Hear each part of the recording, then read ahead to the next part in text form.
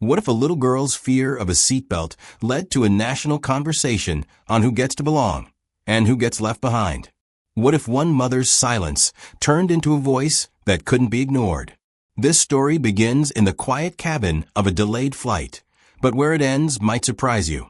Before we dive in, let us know, what time are you listening to this, and where are you? Drop a comment below. We'd love to hear from you. The sun was setting over Port Alexander International Airport, casting a golden glow across the terminal's polished floors. People moved like tired waves, dragging their feet, juggling bags, clutching coffee cups with trembling fingers. Announcements buzzed overhead in that tinny airport voice. Delays, gate changes, final calls. Near Gate B21, nestled between a newsstand and a vending machine humming faintly, sat a little cafe called Blueberry Cabin. It wasn't much, just a counter, a few stools, and the smell of burned espresso, but it was quieter than the rest of the gate. That's where Loretta Miles sat with her daughter, trying to hold the world together with one arm wrapped around a stuffed bear and the other around hope. Nomi was 6. She had her hoodie pulled up, sleeves tucked over her hands, and her face buried into her plush rabbit, Captain Cotton, she called him. The noise, the bright lights, the endless overhead announcements, they all seemed to pile up around her like invisible bricks. She didn't scream. She didn't run. She just shrank quietly. Loretta smoothed her daughter's back in slow circles. "Almost time, baby," she whispered. "We're just one flight away." The black leather folder tucked under her arm held every document that had ever mattered. Medical reports, therapy schedules, letters from a dozen specialists who all said the same thing in different ways. Nomi was on the spectrum. And if she didn't get into that clinic in Chicago soon, they might miss her most vital window for development. They weren't flying for vacation. This wasn't a family trip. This was a lifeline. At the gate, the line had already started forming. Passengers, backpacks slung low, phones in hand, slowly moved forward like it was a chore. Loretta approached the gate agent with a cautious smile. "Excuse me," she said gently. "My daughter's autistic. I was wondering if—" The agent barely looked up. "Pre-boarding's over, ma'am. The flight crew will help with anything once you're inside." Loretta gave a small nod, squeezing Nomi's hand as they joined the line. She'd learned not to expect more than that. Inside the plane, the lights were dimmed and cool air hissed from the ceiling vents. Nomi flinched slightly as the seatbelt brushed her side. She swatted it away with a whimper. Loretta leaned in close. "We'll get through it. Just 1 minute. I'll count, okay? 1, 2. Then came the voice. Sharp. Flat. Not cruel, but empty. "She needs to wear the seatbelt," said the flight attendant, standing in the aisle with her hands clasped at her waist. Loretta turned. The woman was tall, hair pulled back tight, her uniform flawless. There was something about her presence, stiff, like something brittle. Her name tag read B. Kaskin. "She has sensory issues," Loretta explained quickly. "I just need a few more seconds to calm her." "We don't have a few seconds," the woman snapped. "We're preparing for departure." "She's not being defiant," Loretta said, her voice barely above a whisper. She panics when it clicks. It's the pressure and the sound." "I'm sorry," the woman interrupted, and she didn't sound sorry at all. "But if you can't control your child, maybe you shouldn't be flying." The words sliced through the narrow cabin like a sudden chill. Heads turned. Loretta felt her chest tighten, not just from shame, but from the familiar sting of being seen and unseen at the same time. Not the mother, not the advocate, just the problem. "I'm not asking for special treatment," she said, now firmer. "Just a little compassion." The woman's eyes narrowed. "I'll be right back." She turned and walked briskly to the front of the cabin. A moment later, she leaned toward another crew member and made a quick gesture with her hand. Loretta couldn't hear the words, but the tone was unmistakable. Something cold and final. Then the intercom clicked. "We're experiencing a brief delay. Please remain seated." A man across the aisle sighed loudly. Someone behind her murmured, "What's going on?" But no one looked at Loretta. Not really. Nomi curled into her side, fingers gripping her wrist tightly. Loretta bent her head, kissing her forehead. She wanted to scream. Instead, she breathed. When she looked up, the flight attendant was back, this time with a walkie-talkie in hand. Her face was unreadable. "I've contacted security," she said flatly. "You'll need to deplane. You're not cooperating." Loretta blinked. "You called security?" "There's a procedure," the woman replied, turning to signal someone near the front. "This is standard when a passenger becomes disruptive." "I'm not disruptive," Loretta said.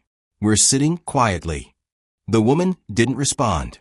Loretta looked around the cabin. Seatbacks. Magazine pockets. Strangers avoiding her eyes. She looked at the flight attendant, stone still, and then at her daughter.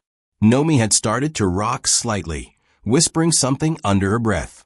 Then she looked at the other passengers again, searching their faces, hoping for anything. A hand. A word. A sign that anyone saw them as human. But no one spoke. Loretta sat stiffly, back pressed against the seat, trying to slow her breath. Her heart felt like it was pounding behind her eyes. Outside the window, nothing had changed, the tarmac, the same tired glow of sunset. But inside her, something had cracked open. She'd been here before. Not on this plane, not at this gate, but in moments like this, when someone, usually with a name tag and a forced smile, made it clear, you don't belong here. Not with your child. Not with your noise. Not with your complications. The first time had been at a movie theater. Nomi was 3. The manager said kids like hers should watch movies at home, where it's safe. The second time, it was a swim class. The instructor had looked at Nomi, then at her, and simply said, "We're not equipped for this." Loretta had smiled, swallowed it, walked out each time. But today, this wasn't a movie or a swim lesson. This was a flight they'd saved for, prayed for. Chicago wasn't a vacation. It was treatment. It was hope. And now, one rule, one voice, one stare was about to take all of that away. A few rows behind her, a man shifted in his seat. He was in his late 50s, maybe early 60s. Jeans, flannel shirt, no wedding ring. He'd barely looked up from his paperback until now. But as the tension thickened in the air, he closed the book and watched. Terry Gwynn had been a teacher once. 4th grade, 22 years in public school. He knew what fear looked like. He'd seen it behind the eyes of children too smart for their bodies, too sensitive for their surroundings. And now, in the way that little girl was curled into her mother's side, he saw it again. He didn't pull out his phone right away. He waited. Watched the way the mother whispered softly, the way her hands moved, not desperate, not angry, just steady. Like she'd done this 100 times before. Then came the sound of heels. Brenda was back, and this time she wasn't alone. Another flight attendant trailed her, younger, uncertain, glancing around like she didn't want to be part of whatever was about to happen. Brenda, on the other hand, looked like someone checking off a task. "We've given you time," she said, loud enough for nearby Rose to hear. "We need the child secured now, or you will both be removed." Loretta sat straighter. "I'm trying." "She's afraid." "I'm not refusing." "We don't have time to adjust for individual situations," Brenda replied, arms crossed. From the opposite aisle, a voice, soft but clear, spoke up. "Maybe there's a gentler way to handle this." Heads turned. It was a middle-aged woman, a few rows up, looking genuinely concerned. But the moment Brenda shot her a glance, sharp as broken glass, the woman turned her face back toward the window. That was it. Terry reached into his pocket and started recording. Brenda stepped forward, reaching toward the seatbelt again. "Let me do it." But Nomi jerked back violently, a sharp cry tearing from her throat. "No," she screamed, her little hands flailing in panic. One caught Brenda's wrist, not a punch, not even a hit, just a scared, desperate shove. Brenda recoiled, as if the child had slapped her. "That's enough," she snapped. "This has gone far enough." Loretta reached for her daughter, who was now sobbing, rocking slightly, both hands over her ears. She didn't mean to. She's scared, she thought. "No," Brenda said, backing up, adjusting her jacket like she needed to remind herself she was in control. "This is no longer a safety delay. This is an unsafe situation." The other flight attendant looked unsure. She glanced toward the cockpit, then back at Brenda. But she didn't speak. Brenda leaned into her walkie-talkie. "Cabin to ground." Passenger is non-compliant, requesting immediate removal. Loretta felt her face go numb. For a second, she wasn't sure if she'd heard it right. She opened her mouth, then closed it again. Behind her, someone muttered, "Oh God." The voice over the cabin intercom crackled. "Ladies and gentlemen, we'll be experiencing a brief delay before departure. Please remain seated." The humming of the air vents. The rustle of jackets. A silence that wasn't peaceful, but expectant. Heavy. Loretta looked around. Most passengers avoided her gaze, eyes glued to screens, tray tables, nothing in particular. But not everyone. One pair of eyes met hers, steady, thoughtful. The man in flannel.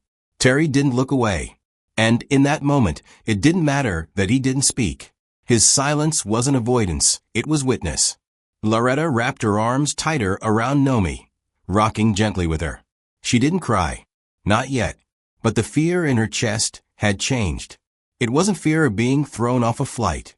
It was fear that her daughter was learning, already at 6, what it felt like to be seen as a burden. The police officer didn't raise his voice. He didn't need to. The way he stepped into the cabin, tall, uniformed, steady, was enough to tell everyone that this moment had shifted. "Ma'am," he said, stopping beside row 14, "you'll need to come with me now. You're being asked to leave the aircraft for safety reasons." Safety. That word echoed in Loretta's head like a cruel joke. What could be less safe than dragging a frightened child through a plane full of strangers who'd already decided she didn't belong? Nomi had gone quiet, trembling against her side. But when Loretta moved to unbuckle her seatbelt and stand, the girl started to cry again. No sound at first, just the crumpling of her face, the kind of heartbreak that doesn't ask for permission to show up. "No," Nomi whimpered, shaking her head back and forth. "No, Mommy, please. I don't want them to tie me. Please don't let them tie me." Loretta froze. That word, tie, where had Nomi even picked that up? Then she remembered. The last pediatric visit, the nurse trying to wrap the blood pressure cuff around her arm. Nomi had screamed the same thing then. Not because of pain, but because of the sudden, tight, trapped feeling. And here they were again. Same fear. Different uniform. "It's okay," Loretta murmured, though her voice cracked on the last word. "Mommy's got you. We're just leaving, that's all. You're not in trouble. You didn't do anything wrong." She stood slowly, holding Nomi close to her chest, feeling the girl's heartbeat race against her own. Step by step, they began to move. The aisle opened like parting waters. People leaned back in their seats. No one met her eyes. One man did raise his phone to film just for a second, before slipping it back into his lap when he noticed her looking. They weren't angry. They weren't shouting. That would have been easier. They were silent. And that silence, that casual indifference, stung more than anything else. By the exit door, Brenda stood with her arms folded. Not gloating, not smiling, just cold. Like this was paperwork. Like it didn't matter. That, too, was worse than hate. Loretta paused for a breath beside the doorway. Her arms ached from holding her daughter, but she didn't dare put her down. She didn't want Nomi's feet to touch the floor of this plane. As she stepped past row 16, a voice came, low and rough like gravel. "I'm sorry. I won't let this go." She turned her head slightly and saw him, Terry, still seated, hands folded over his lap, phone beside him. His eyes weren't angry, just steady, like someone who'd been a witness before and knew how much that mattered. She gave him a tiny nod. Not gratitude, not trust, just acknowledgement. And then she stepped off the plane. Outside the aircraft, it was quieter, cooler. A uniformed airport staffer led them down a narrow hallway to a holding area. Small room, beige walls, plastic chairs, and a vending machine humming in the corner. No one asked questions. No one offered apologies. They just waited. Nomi finally cried herself to sleep, head on Loretta's shoulder. Her tiny fingers still clenched a piece of her mother's sweater. Loretta stared at the floor for a long time, her body numb, her mind blank. She didn't even notice when the plane took off. She didn't care. Meanwhile, 30,000 feet above her, Terry was still in seat 17C. The plane was quiet now, almost eerily so. People had returned to their books and movies and half-eaten pretzels. Terry unlocked his phone. He found the video, shaky, a little grainy, but clear enough. The voice of the child. The mother's face. The flight attendant's tone. He opened his social media app and wrote, Flight 217, Meridian Skyways. A little girl with autism was removed from the plane because she couldn't tolerate a seatbelt. Her mother begged for patience. No one helped. Have we forgotten how to be human? He hit post. By the time the plane touched down in Chicago, the video had been shared 200 times. By nightfall, it was trending. Back in Dallas, Loretta sat alone in the holding room, rocking slowly. A light knock tapped against the open door. A young airport employee peeked in, early 20s, nervous expression. Ma'am, he asked gently. Sorry to bother you. I just thought you should know there are some reporters asking for you in the terminal. It's, well, your video. It's getting around. Loretta didn't answer at first. She looked down at her daughter, still asleep on her lap, her breath finally steady. She whispered, almost to herself, all we wanted was to make it to her appointment. Then, after a long pause, she looked back up and said, Do I have to talk to them? The employee hesitated. No, ma'am. Not unless you want to. She nodded once, then looked back down. I'll think about it, she said softly. But deep inside, something had started to shift. Because for the first time in a long time, someone had seen them. Really seen them. By midnight, the video had passed 500,000 views. What started as a single post from a man named Terry Gwynn, someone most people had never heard of, had become something else entirely. People were watching it, resharing it, commenting not just with outrage, but recognition. And it wasn't just strangers. Parents with children on the spectrum began stitching their own stories beneath the clip.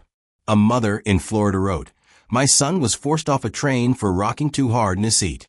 A father in Oregon said, We were denied a hotel room once because my daughter couldn't stop humming. Stories that had been told in living rooms and waiting rooms, quiet, private humiliations, were now being shouted back into the world. Even national advocacy groups chimed in. One tweet read, This is why inclusive travel policies matter. This is why training matters. This is why listening matters. By morning, someone had posted a blurry image of Brenda Kaskin taken from another flight months earlier. The caption said, Isn't this the same woman who yelled at a disabled veteran last winter? No one did anything then either. Other screenshots followed. A customer review page. A complaint to the airline that never got a response. It turned out Brenda had a pattern, and the airline, Meridian Skyways, had a paper trail. Loretta had no idea. She was still at home, sitting at the kitchen table in her robe, trying to eat a piece of toast that had gone cold. Nomi was curled up on the couch, finally at ease, watching a cartoon with the volume low. The phone buzzed again. This time, it was a message from someone at a nonprofit that worked with families of children with autism. The woman said they'd seen the video, followed the story, and wanted to invite Loretta to speak at a public forum the next week. Just 10 minutes. Nothing formal. Just a story. Loretta stared at the screen for a long while before putting the phone down. Her hands were shaking. I'm not a speaker, she whispered, though no one was in the room. I'm just a mom. She thought about the flight. Not just what had happened, but the look in Nomi's eyes when the seatbelt clicked. The way she'd whispered, Don't let them tie me. The way no one, except that man, had even looked at them. She thought about how many times she'd been quiet. In the school office, when the administrator suggested another environment might suit your daughter better. In the grocery store, when Nomi had a meltdown and someone muttered the word spoiled under their breath. Even in church, when well-meaning folks said things like, she'll grow out of it. All the time she'd smiled politely and nodded, then cried in the car. There was one time a year ago that stuck out more than most. A public elementary school had evaluated Nomi, then politely declined her. The principal had said, We just don't have the resources for children like her. Children like her, Loretta repeated now, quietly, like she was a different species. That day, she'd left the building without saying anything, just packed up the paperwork and left. But something about today felt different. Maybe it was because people were finally listening. Or maybe because Nomi was sleeping soundly, and that felt like a gift she couldn't waste. She stood, walked back to the table, and picked up her phone again. There was another message, this time from a reporter. Loretta didn't read it all. She just opened a reply box and typed slowly, letting each word settle in her fingers before sending. "I will share," she wrote. "Not for me. For the kids who haven't learned how to speak yet." She hit send. Then she sat back, eyes closed for a moment, as if bracing for something unseen. Maybe she wasn't ready. But maybe ready wasn't the point anymore. Loretta hadn't slept much the night before the interview. Not because of nerves, though they came in waves, but because Nomi had woken up twice crying from dreams she couldn't explain. Each time, Loretta had held her close and whispered soft reassurances, her eyes fixed on the clock, counting the hours until she'd have to speak in front of cameras. KTXB Dallas was a local station, modest in scale, but widely watched across the region. When Loretta arrived, she was offered makeup, a powder touch, maybe some blush. She politely declined. There was something about showing up as she was, barefaced, worn, honest, that felt right. The studio lights were warmer than she expected, the set cozier. She sat across from a woman with kind eyes and a practiced voice. The segment was already rolling when the anchor leaned in just slightly and asked the question, "What was the most painful part of all this, Loretta?" For a moment, Loretta looked down, her fingers locked in her lap. Then she looked straight ahead. "It wasn't being taken off the plane," she said slowly. "It wasn't the embarrassment. It was looking around that cabin and realizing not a single person stood up. Not one said, 'This isn't right.' That silence hurt more than anything else." The anchor nodded, letting the moment breathe. The room was still. Across living rooms in Texas and beyond, viewers leaned a little closer.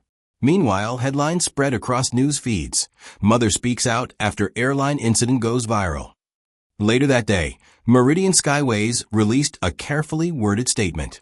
Brenda Kaskin, they announced, had been placed on indefinite leave pending an internal investigation.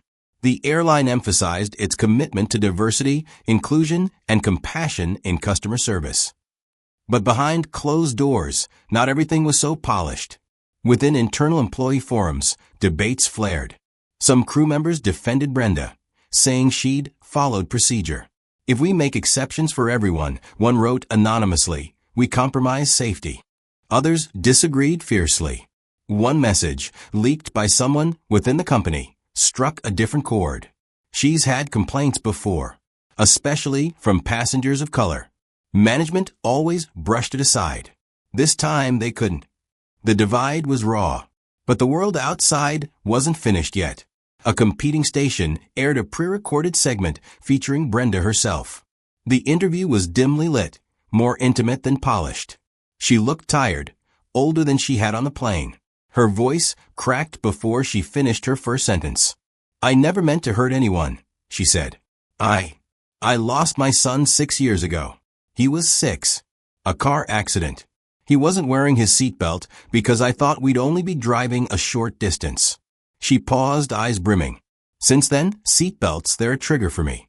I see a child not wearing one, and it's like I'm back in that car. I react too quickly. I act without thinking.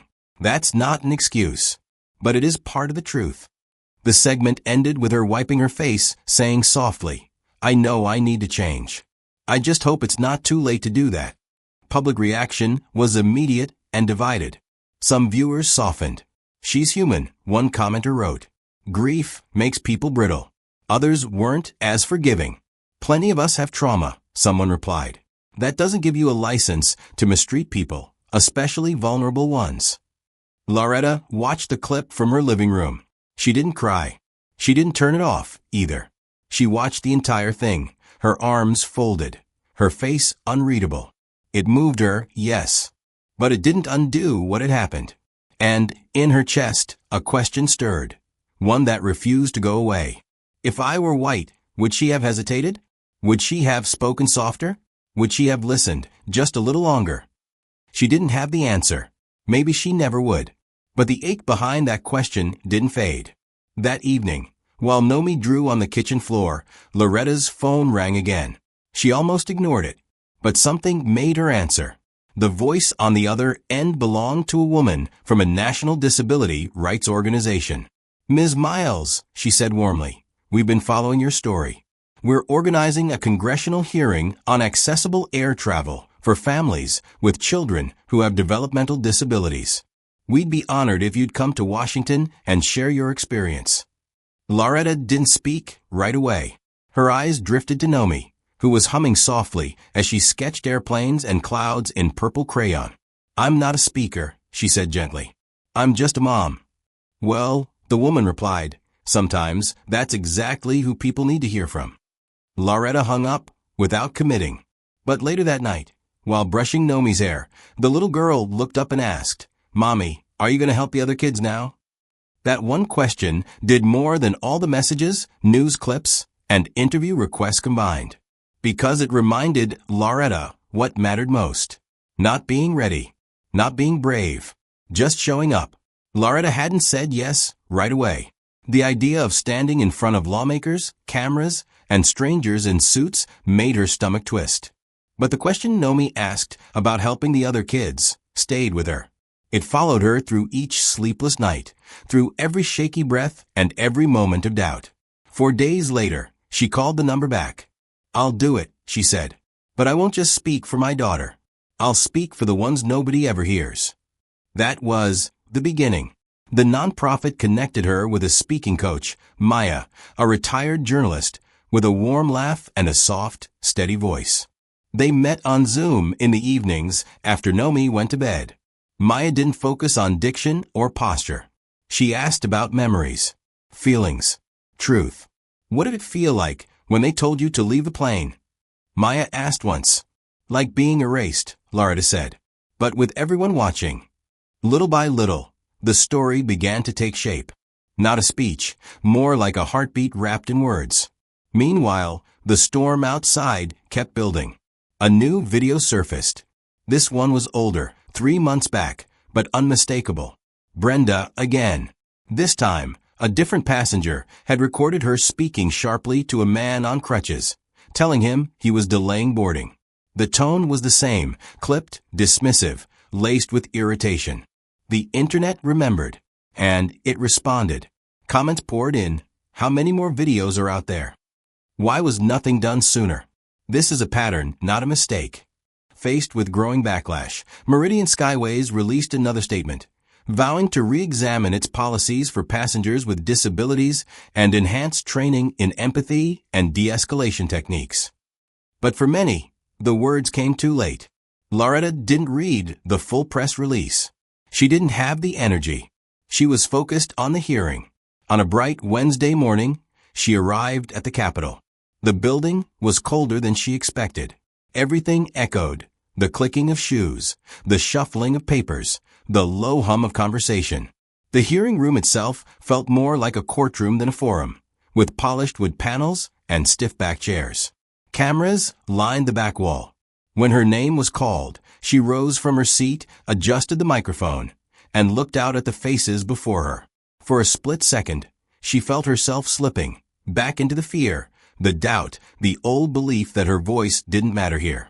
Then she remembered Nomi's hand in hers that morning, squeezing once without words. So she began.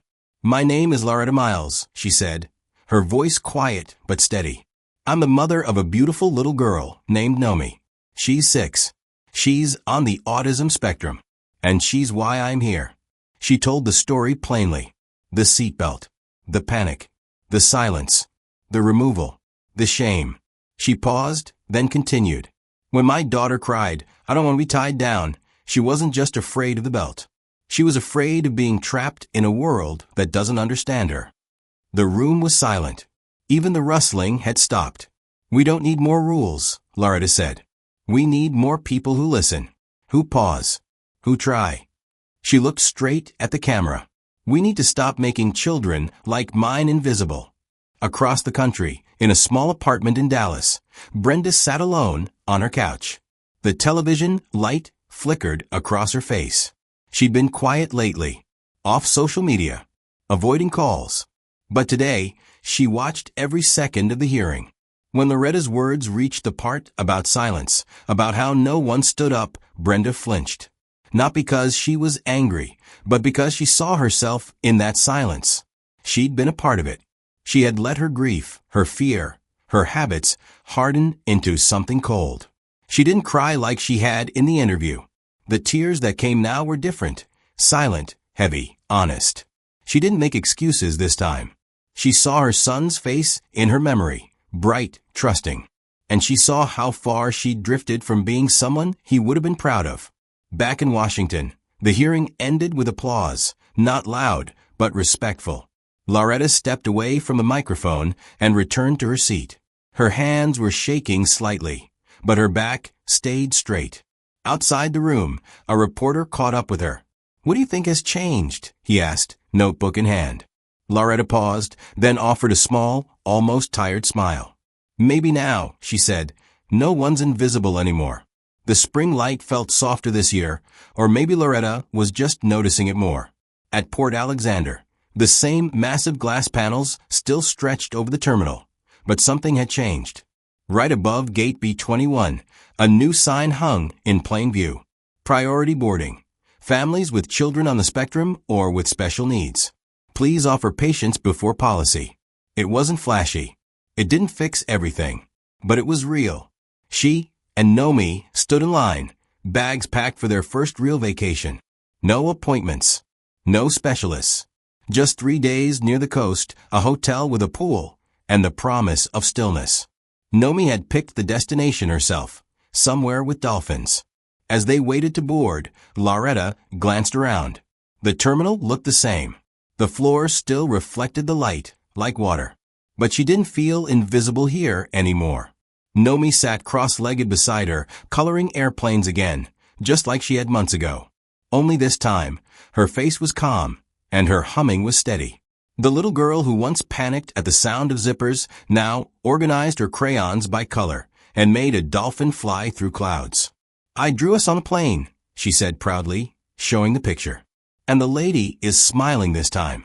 Loretta smiled back, but her gaze drifted to the Blueberry Cabin Cafe just a few steps away. Her throat tightened before her mind caught up. There she was, Brenda. No longer in uniform.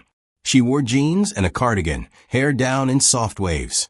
She was standing in front of the counter, reading the chalkboard menu like nothing in the world was unusual.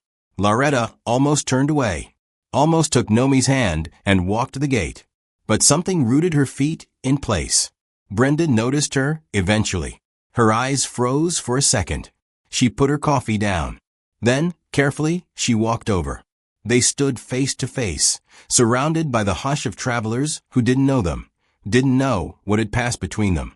Brenda didn't rush her words. She let the silence fill in the space where defensiveness used to live. "I'm sorry," she said.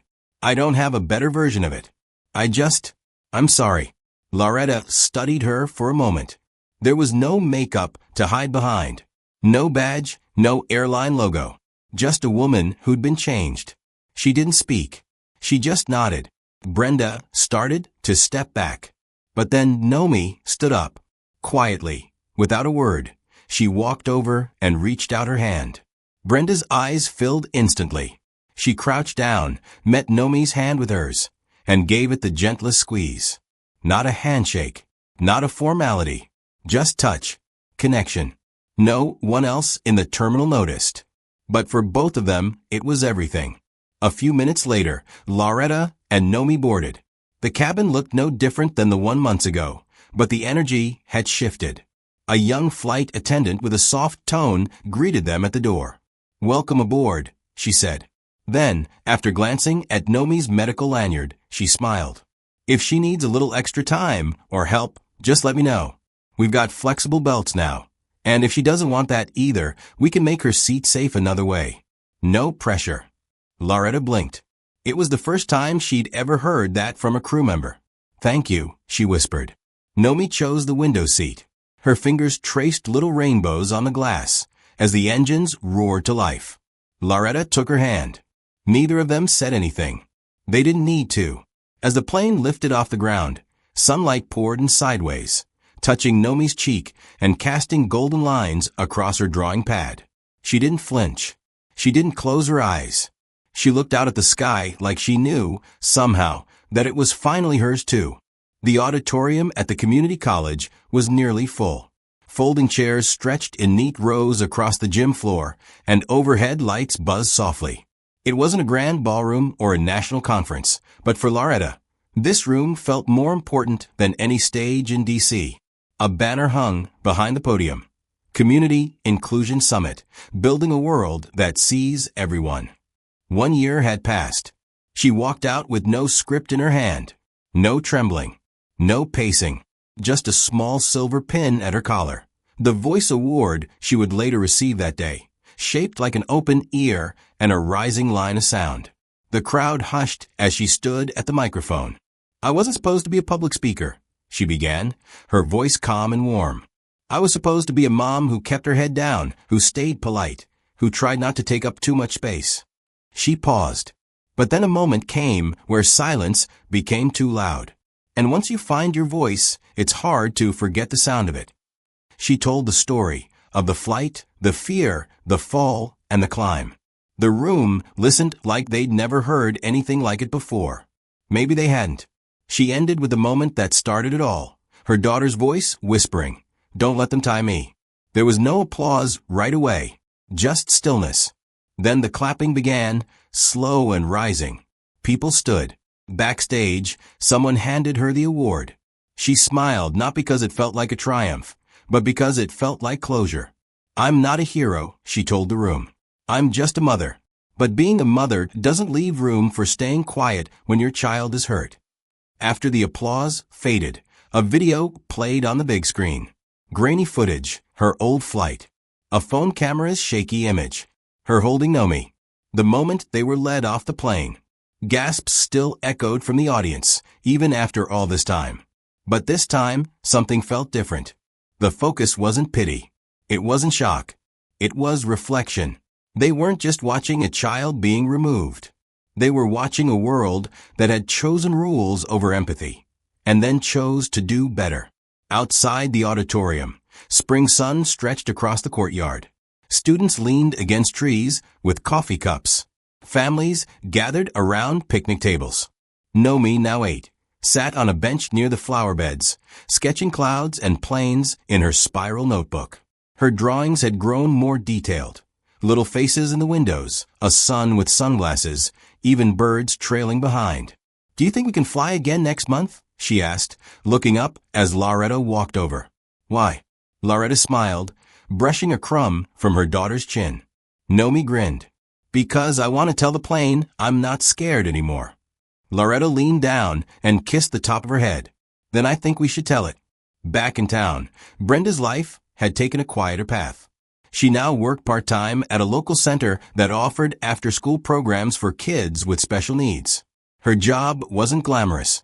It involved sticky fingers, repeated questions, and days where nothing seemed to go as planned. But she was learning. When asked about her past by a new staffer, Brenda never dodged it. "I didn't understand," she would say. "But after that day, I started listening." No one at the center knew she'd once been at the heart of a national story. And Brenda didn't bring it up. She didn't want attention. She wanted to make things right in the only way that mattered, by being present. One afternoon, she sat on the carpet with a boy who loved lining up toy dinosaurs by color. He didn't speak much, but he'd started handing her one dino at a time. "Red next?" she'd ask. He'd nod. That was enough. Later that week, Loretta was invited to sit for a panel, but she declined. She was tired. She didn't need another spotlight. What she needed was to walk through her neighborhood, hold her daughter's hand, and live a life that once felt out of reach. Before leaving the summit that day, she stepped back onto the stage for a closing word. "People say some of us are invisible," she said. "But I've learned something over this past year." She looked across the crowd, students, parents, teachers, strangers. Sometimes, the people we overlook are the very ones who remind us how to see again. And when they finally speak, the world becomes more human. The microphone clicked off. No music played. No lights flashed. But something had shifted. In the room. in the people, in the world. Maybe they were finally seeing what had always been there. So what does it really mean to see someone, not just look at them, but truly see them? Maybe it means pausing before we judge. Maybe it means listening when it feels easier to turn away. This story reminds us that change doesn't always begin with loud voices. It can start with quiet courage. What would you have done on that flight? Let us know in the comments. And don't forget to subscribe for more stories that move the heart and open the eyes.